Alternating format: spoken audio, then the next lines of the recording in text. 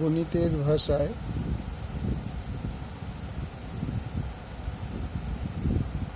সমস্যাটি হলো, 3টি ট্রাক্টর দৈনিক 18 বিঘা জমি চাষ করতে পারে। 7টি ট্রাক্টর দৈনিক কত বিঘা জমি চাষ করতে পারে হিসাব করে দেখি। তাহলে ট্রাক্টর সংখ্যা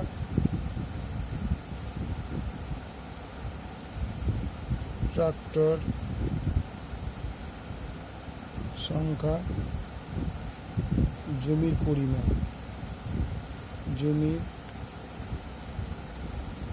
পরিমাণ ব্র্যাকেটে বিঘা।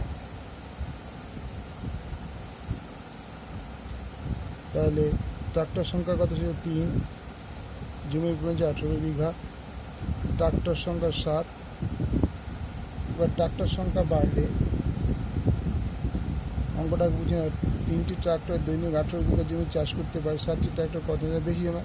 তাহলে 3টি ট্রাক্টর যদি 18 বিঘা জমি চাষ করে, 7টি ট্রাক্টর নিশ্চয়ই বেশি পরিমাণে জমি চাষ করবে। তাহলে ট্রাক্টরের সঙ্গে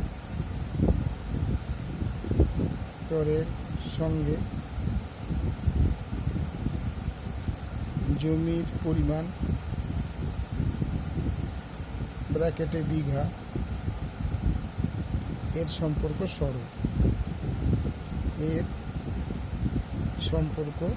সরল।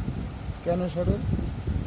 জমির ট্রাক্টর সংখ্যা বলে জমির পরিমাণ বেশি চাষ হবে, আর ট্রাক্টর সংখ্যা জমির চাষ কম হবে। তাহলে একটা বাড়ার সঙ্গে সঙ্গে যখন আরেকটা বাড়ে, বা একটা কমার সঙ্গে সঙ্গে যখন আরেকটা কমে, তাহলে সেটা হয়ে যাচ্ছে সরল সম্পর্ক।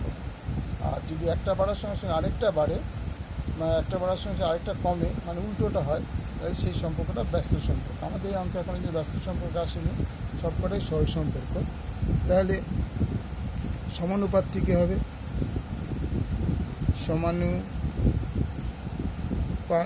সমানুপাতটি হলো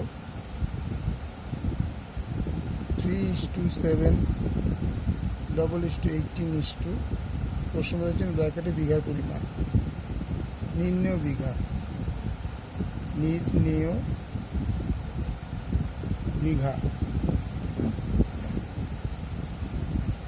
বা 3/7 = 18 নির্ণেয় বিঘা বা 3 × নির্ণেয় বিঘা = 18 × 7। সুতরাং নির্ণেয় বিঘা = 18 × 7/3, 3 × 6 = 18, 6 × 7 = 42 বিঘা। উত্তর হবে 7টি ট্রাক্টর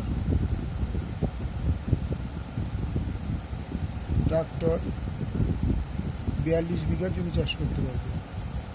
বিঘা জমি চাষ করতে পারবে। ওকে, তোর অঙ্কটা করে দেখে নাও তো তোমরা।